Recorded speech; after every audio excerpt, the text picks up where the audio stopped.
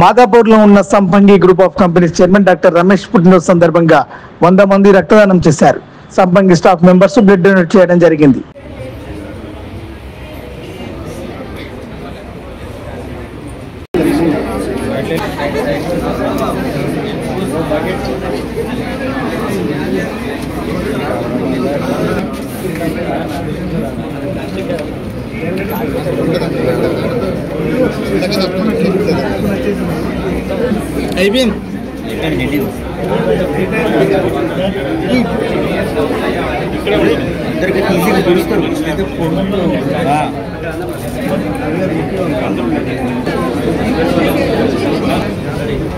Ready भैया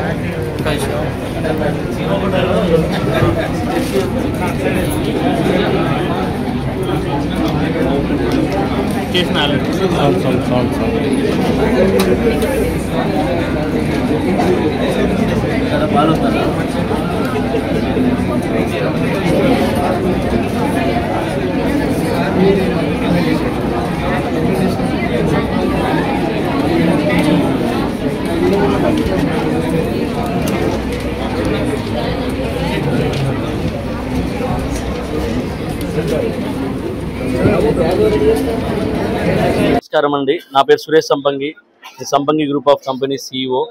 so ఈరోజు మా చైర్మన్ గారు, మా అన్నయ్య రమేష్ సంపంగి గారి బర్త్డే ఈరోజు.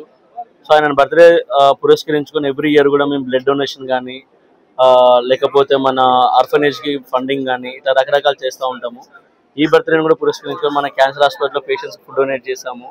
అండ్ ఈరోజు ఒక 100 మందితో బ్లడ్ డొనేషన్ అనేది రన్ చేస్తున్నాము ఈరోజు.